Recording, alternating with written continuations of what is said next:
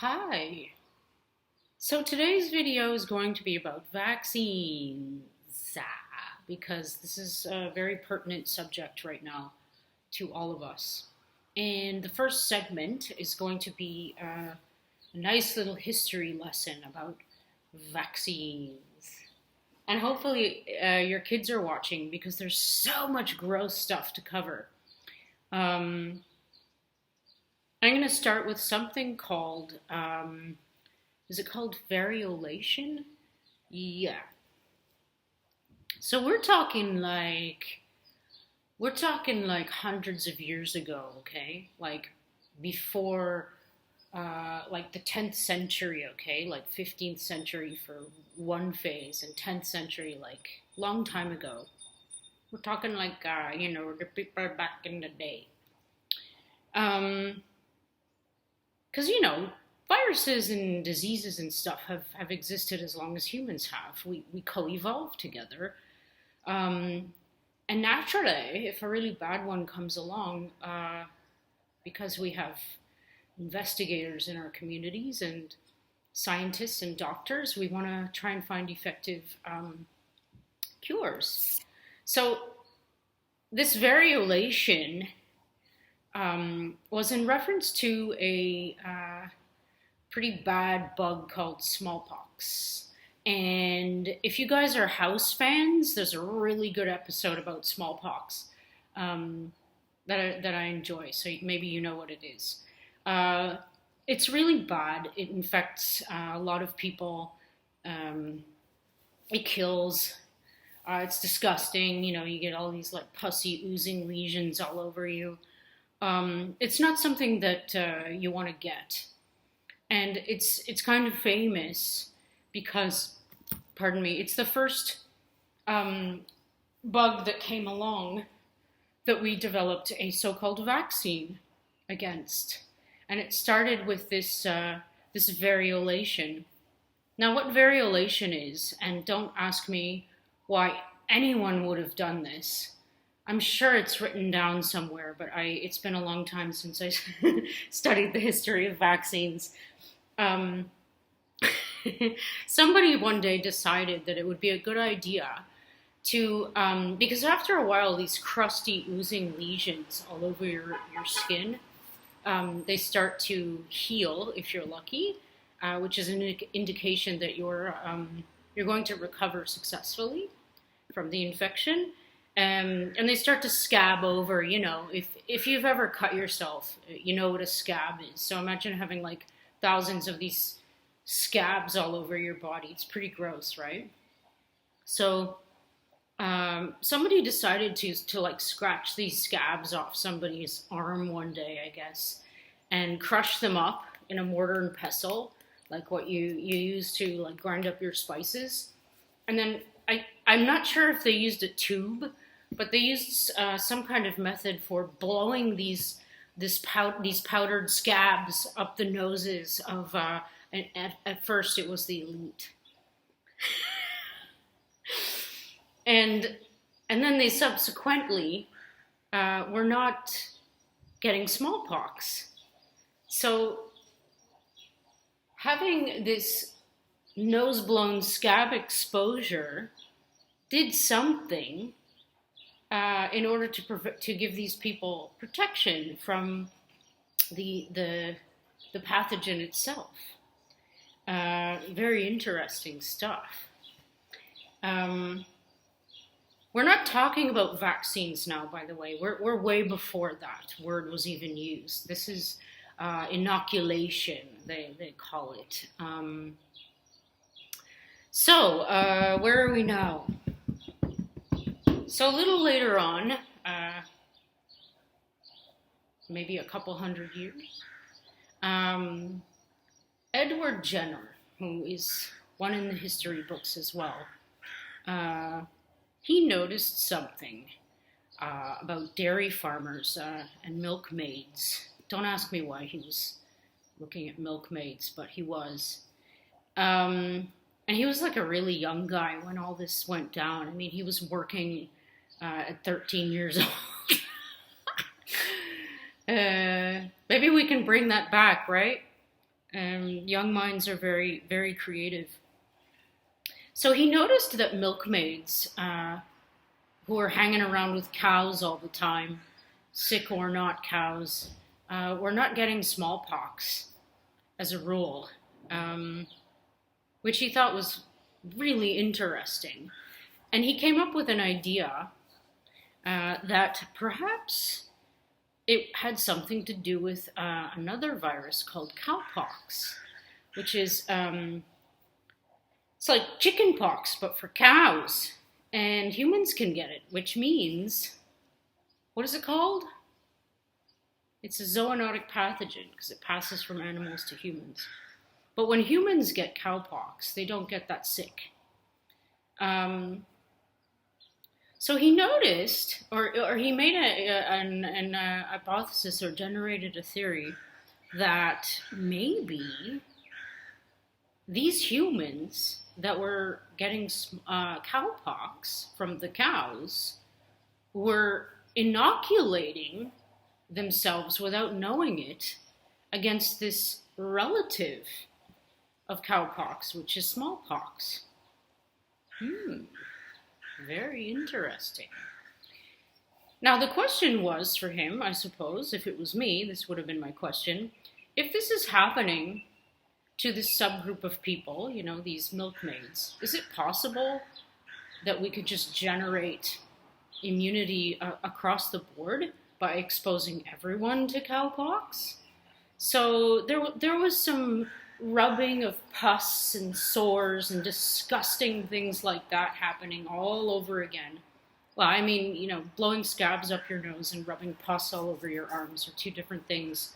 I think I'd rather have the scabs.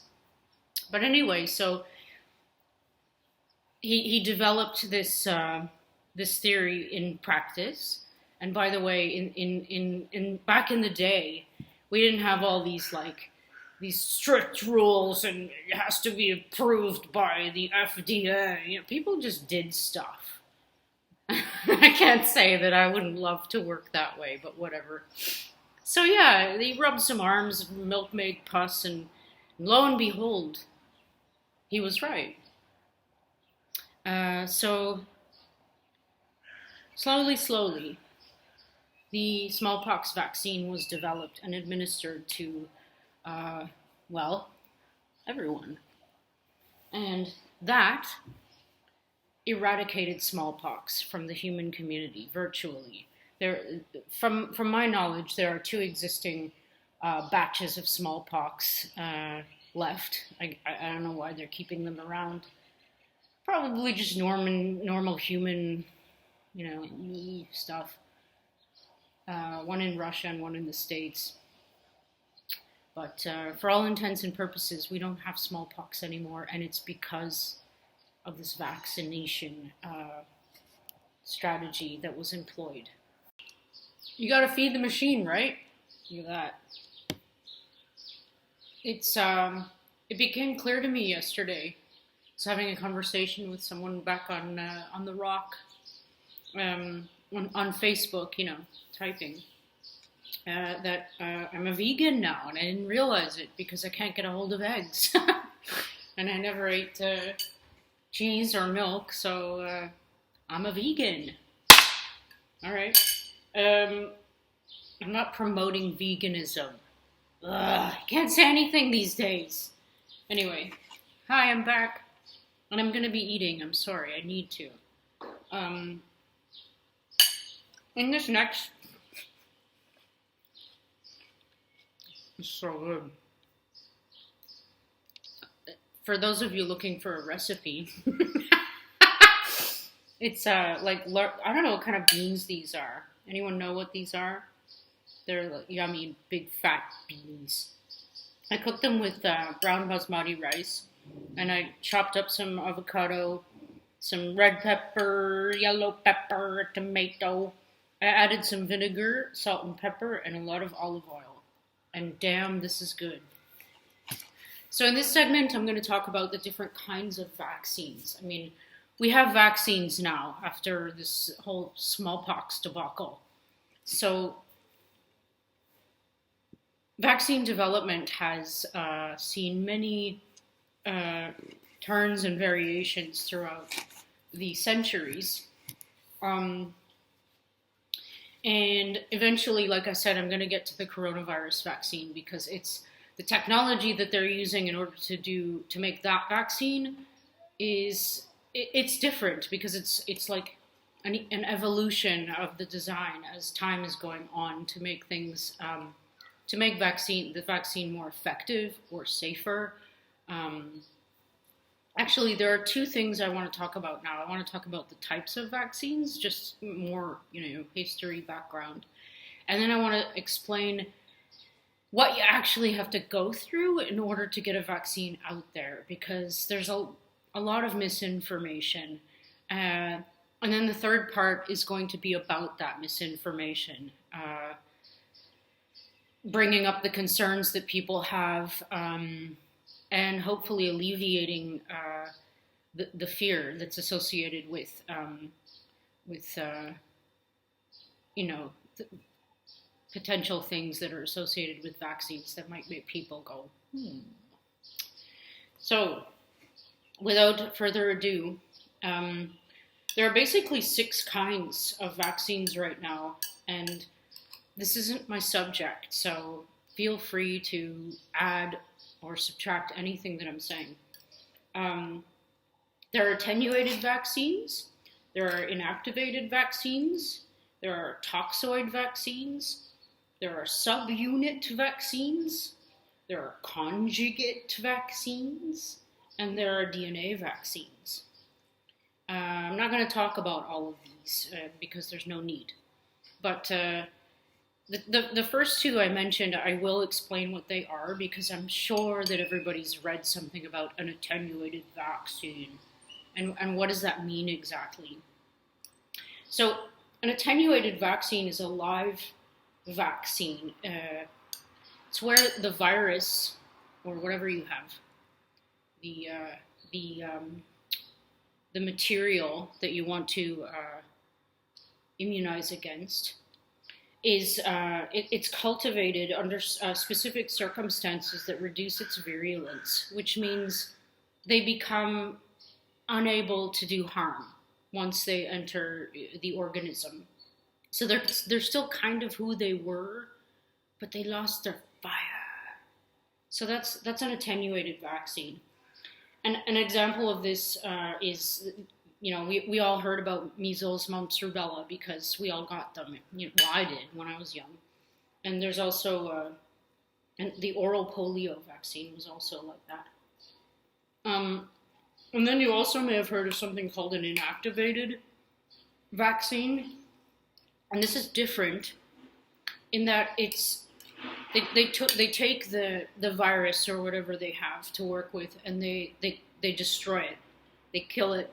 They use heat or radiation or something, but not something like they use formaldehyde in order to kill the virus. And they use this as an effective method against, some people might refute that, against polio. I'm not talking about that. And also for flu.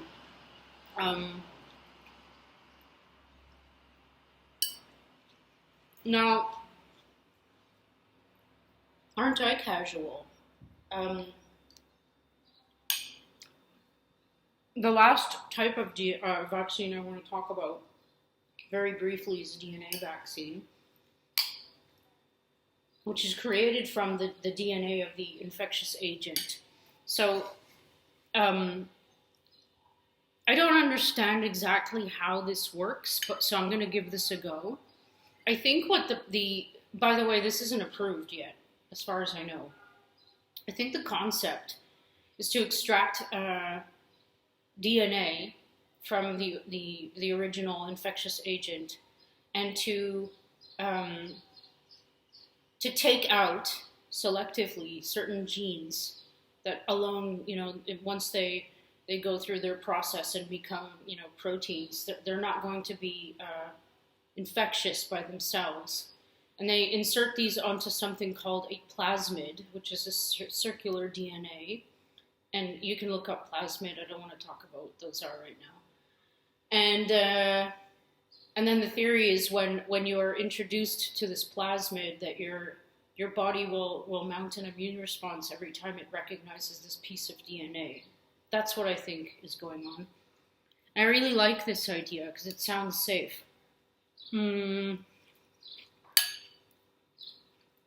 And actually, that's all I want to say about types of vaccines. I think that's all we need to know. The only other question is, what are the differences between these types with respect to safety, for example? And that would be a very, very good question. Because, and I'm going to get to this next. I'm going to eat my dinner or my lunch, so you don't have to watch me. There are certain things that you need to, or that you might include into the vaccine itself in order to keep it fresh, in order to make it more effective in terms of what we call, and they might add something called an adjuvant. You can remember what this means because it has "ad" in it. So it like adds effectiveness. That's just terrible. Don't listen to that. All right, so this next section is going to be about how vaccines get to us. So sometime near the end of the 19th century, I guess somebody realized, or a governing body realized, that there was no regulation when it came to vaccine production and administration. So they changed that on July 1st, 1902, I believe. Something called the Biologics Control Act was imposed, which was a federally regulated act to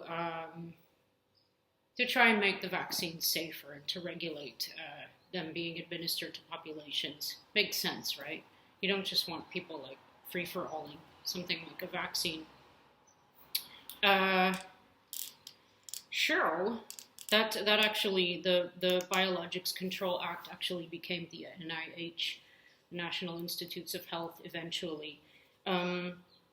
So another thing most people don't know probably is that the development of a vaccine in total is, if we have time, this is exploratory rather than desperation like we're in right now. Typically takes between 10 and 15 years. That sounds like a good amount of time to me to test the efficacy and safety of something. It's a few generations so that you can see long-lasting effects if there are any. So in 1944, it was mandated that at the federal level that licenses had to be issued for for biological products such as vaccines themselves. So maybe this will make some people cringe, but it became up to the federal government, who was going to even be able to test the efficacy of a vaccine, and in doing so, many phases have to be undergone in order to actually have a vaccine come out into the population for use. It's quite rigorous. That's why I find it's I don't know how to describe it. If it's odd, I guess is the word I would use, that there are so many people who have doubts about vaccines, because this isn't just something someone decides to make and then let's inject everybody. This is very carefully monitored, the way that this is done, as I will as I will go through now. So the first stage, and I'm going to be referring to the coronavirus here and there now, is the exploratory stage, which, I guess we're still in that, and we've moved a little past it. We don't really have time to do a lot of exploration, but this just involves like maybe taking a virus, seeing if they can attenuate it in the first place. Sorry, if they can extract DNA for a DNA vaccine, test for immunogenicity of certain, components of the pathogen. I mean, exploration is just like being in the lab and trying to figure out what parts of what viruses will work well for, in the context of a vaccine. And that usually takes between 2 and 4 years if it's done properly. The next stage is called preclinical stage, which typically lasts between 1 and 2 years. And this involves like tissue culturing and cell culture systems. So I'm not a vaccine developer, but I know that if you set out to make a vaccine, you have to be able to grow virus first so that you can do subsequent studies. So the way that we do this, for the most part, is in tissue culture systems or cell culture systems. So what that means what I think it means is that you grow virus in a physical medium, in a culture that it can grow in, because you don't just grow a virus, you have to grow it under particular biological circumstances so that it will grow. And the reason we do this is to test for immunogenicity, and what that means is how strong, or if this unknown induces an immune response in the human. Immunogenicity just means like how immunogenic it is. That doesn't help. how much it induces an immune response in a person. And then it has to go through, that's about 1 to 2 years, as I said. Sorry, I keep scratching my nose, I have a pimple. Then it has to go through the investigational new drug application process. So this is FDA regulated. And so they look at the data that you've collected over up to 6 years of research, and they say, that looks good. Or they say, no. Go back to your lab. So if they say yes, well, they have 30 days to decide whether or not to let someone carry on to what we call a phase 1 vaccine trial. There are actually 4, maybe there are 5, but the most important ones are 1 through 3. So the phase 1 trial involves a small number of people, humans, and usually between like 20 and 80 people.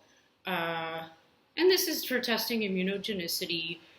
Is this actually working as a vaccine? Like these kinds of questions are answered in a phase 1 trial.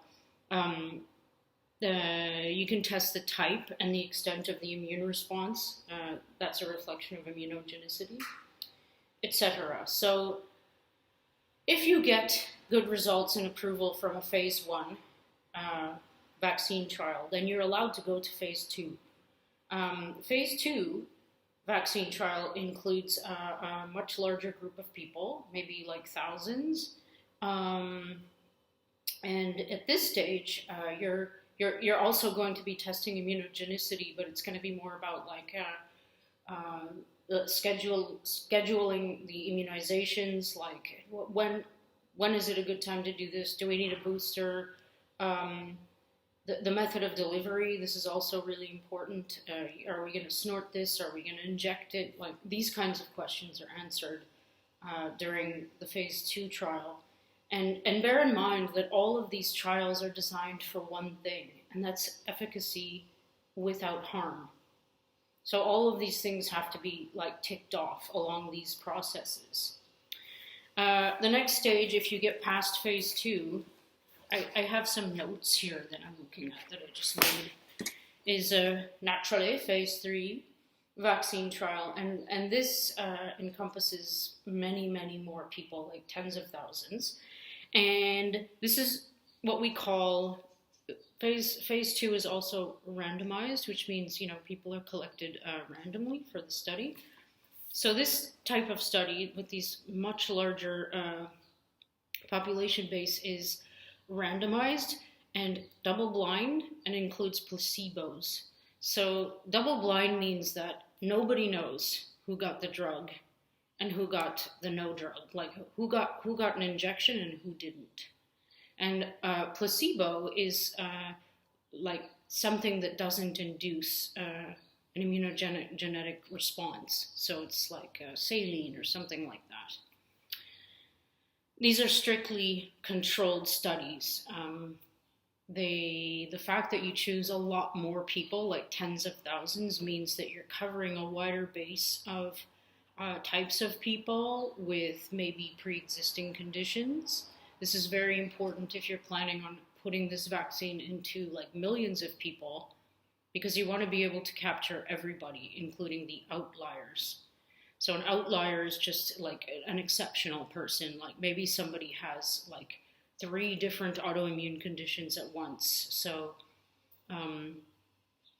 say everybody needed this vaccine, included them, we'd kind of need to know ahead of time if this person can tolerate it. Maybe that's an extreme example, but I think you get the gist of what I'm saying. Yeah, it's very important to test vaccine safety in a large group of people because, as we all know, everybody is different. The efficacy of the vaccine is tested as well, of course. And questions, very important questions, are answered in this phase because, maybe some people don't even realize that there's a distinction between preventing the disease and preventing infection. So at one level, where you prevent infection, the person doesn't get infected by the virus in the first place. And at the second level, if you prevent disease, it means that you get like a low-level infection, but you don't come down with the symptoms of the disease, so to say. And very importantly, you can test whether or not antibodies were made. And if you've been watching my series, you know all about antibodies, so I'm not going to talk about that. There's something in my coffee. So finally, if you get past that phase, good for you. But then you need licensure from the FDA to continue. So they have to review all of your data, and they have to assess its validity, the safety, the efficiency of the vaccine, and they have to say, yes, you're okay. And then after that, you have to be monitored. Like it's called post-licensure monitoring. So this is important because if something goes wrong with your vaccine, if all of a sudden a subset of your population of people that were vaccinated are like having symptoms of something, then this is very important to monitor so that you can either treat them somehow or not keep giving this vaccine out. And the last phase is phase 4, which is optional, and this is just follow-up studies, like say you wanted to look at, for example, a subpopulation of people only. Like say you want to look at only people who have, heart problems or something. Then you can do an optional study. But it's not part, well, it is part of the primary procedure, but this is optional. I'm just going to turn the page here to see if there's anything else that I wanted to say about that. And no. So the take-home message for what you have to go through to develop a vaccine and get it into a population is, it's very rigorous. Like I said before, it's not something that's just done. Now, having said that, this is under normal circumstances. This is under circumstances where we have the the the luxury of time to properly go through these steps. Now we are in a crisis now, and we don't have that. So things are being rushed, but not overlooked. And this is the key. There are so many labs now, for good and for bad reasons, who are in the race to develop the first functional vaccine. We cannot, as a species, rush this, because if we end up making a mistake, you guys can imagine that could be worse than the actual virus itself. Okay, this video is getting long, but I need to finish up with two things. And this is the most important thing, so maybe I'll make another video about it. On the subject of our coronavirus, we're in phase 1 trials. A number of labs mentioned are working on this. So there are 3 ongoing phase 1 studies that I know about. One is with Moderna, and they are with the NIH, and they're working on an mRNA virus, which I'm not going to get into. One is Inovio, this is associated with AIDS, and that's a DNA virus. And another one is a Chinese, I guess, company called CanSimo Bio. I think that's what I wrote. I can't read my own writing. Look at that. And this is an adenovirus type 5 vector vaccine, so I'm not going to go into that either. That's another video. So that's where we are along this trajectory. So the fact that we're already in phase 1 is it's a good sign. You're going to start hearing about phase 2 vaccine trials, and then phase 3, hopefully, or maybe not hopefully. It depends how you feel. So that's where we are. So the last thing I want to address, maybe that's a good way to end with the hopefully or not hopefully, are these issues of safety with vaccines in general. And again, it depends on the type of vaccine that you're talking about. But I can think of 2 reasons why people might be concerned.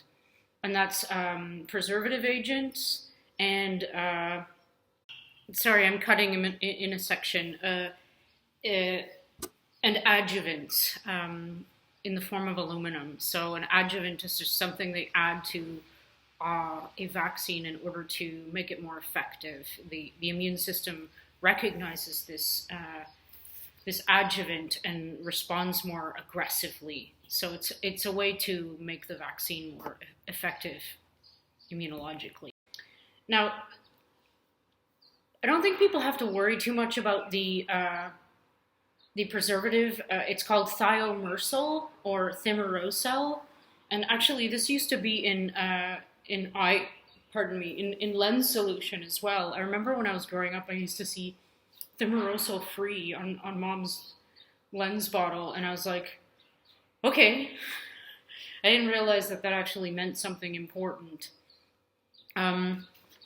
So this is thimerosal is an organomercury compound, and it's designed to have either antiseptic or antifungal properties, and like I said, it's used as a preservative. And most people hear the word mercury and they're like, they're injecting mercury into us? What? And yeah, me too. So I didn't know this until I looked it up. So, and I don't know if this is something that is being reconfirmed to quench people's concerns, because that's done all the time, isn't it? But as far as I can tell, we can take this at face value. So the kind of mercury that is used or in this preservative is ethyl mercury, as opposed to methyl mercury. And the difference is, from what I can ascertain, the most important difference is the half-life. So half-life is the time that's required for a quantity to reduce by half of its initial value. So for ethyl, mercury, it's 18 days in adults, and for methylmercury, it's more like 50 days. Both of these things, they go everywhere in the body and they cross the blood-brain barrier. But from what I can ascertain from what I've read, the fact that the half-life is shorter in ethylmercury means that it doesn't bioaccumulate. That's the thing about mercury that's kind of scary. In nature, it doesn't like pass on and go away. It just bioaccumulates, and that happens within organisms, including humans. So I'm not sure that it's a matter of not being dangerous or if it's a matter of being less dangerous than methylmercury. So anyway, that you guys can look that up for yourself, but I find it more reassuring that there's no bioaccumulation, because when I think of mercury, that's my concern. And you might also be interested to know that they outlawed this in childhood vaccines in 1999, so they don't use it anymore, so there's no need to worry. I think they use it in adult flu vaccines. I'm not an expert on this, but you can look it up. And if you're really, a person who's like, I don't believe what she's saying, it's dangerous, blah blah blah, and you ever get bitten by a black widow or a pit viper or a coral snake, then you're screwed, because this thimerosal is in all of those treatments. Yeah. The last thing I want to say about this, having covered these concerns, I mean, they're definitely something to read about, because most of the time they're injecting this stuff into our muscles, and it's like we have no idea what's in those. Yeah, it's really important to read up on it, but I want to stress something here. Without these vaccines and without these strategies, we would have smallpox everywhere. We would have polio. You ever seen what it looks like to have polio? I'm injecting another section here because I got a little like tongue-tied. Because it's I still don't know how I feel about this. I think that vaccines are going to be absolutely necessary for certain populations that I'm going to talk about, because I already recorded this. But it's very important that I remind everyone that we have an antibody detection test now. And if you take a test and you have circulating antibodies, it means effectively that you are immune. So there's no need for you to take to have a vaccine, because that's the purpose of a vaccine, in order to generate circulating antibodies. So I just wanted to inject that before I continue on into what I already recorded. It's like, ooh, is it the past? Is it the present? Is it the future? If you have circulating antibodies specific for, it's going to be specific for a strain of this virus, then you are immune to the virus.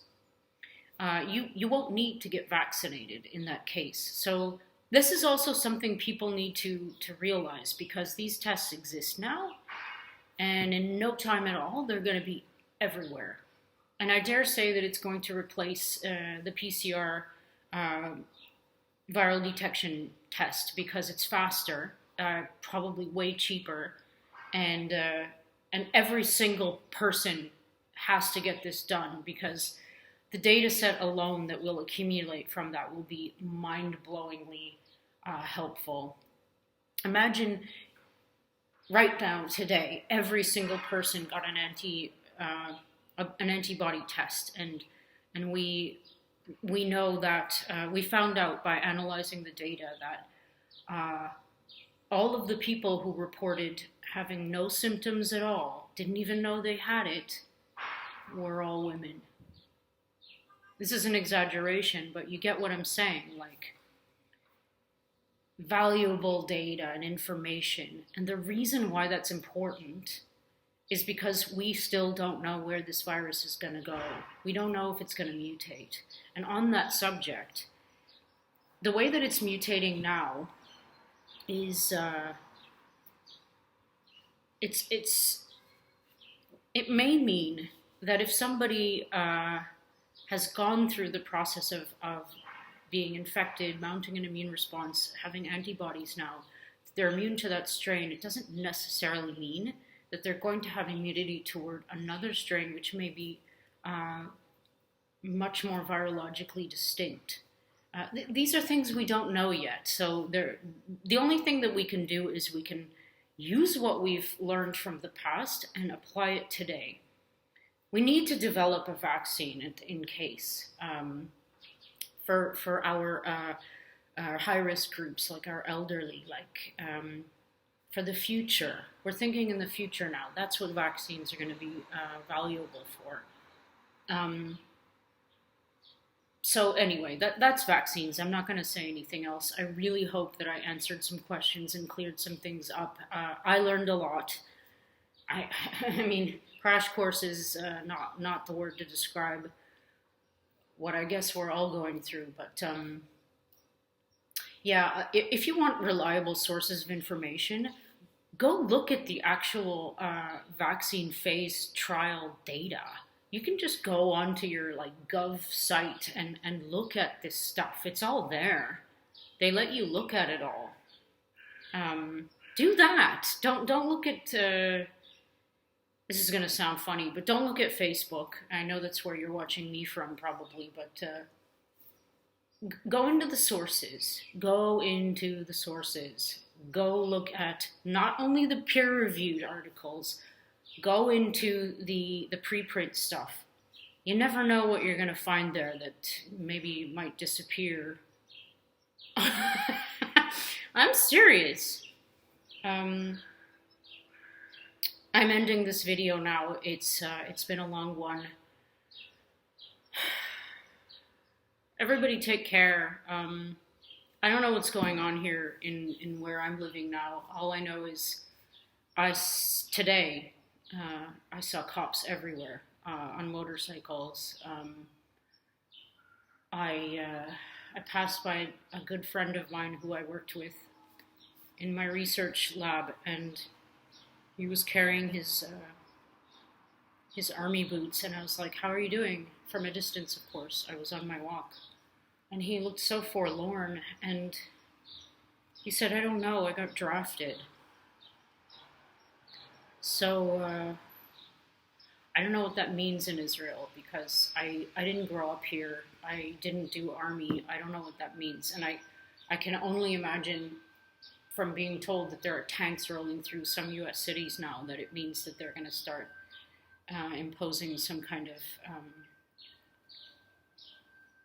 I don't know, maybe a much crazier version of a police state.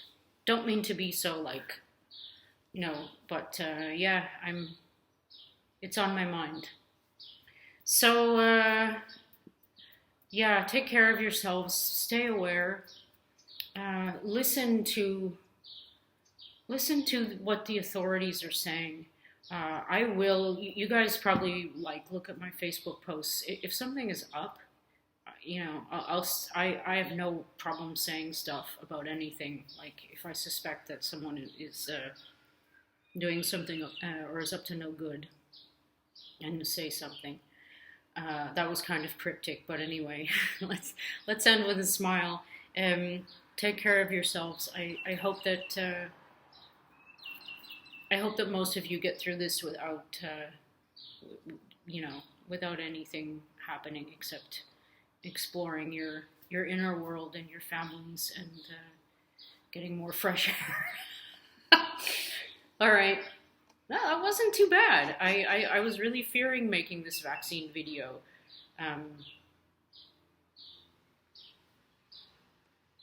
Be good to each other.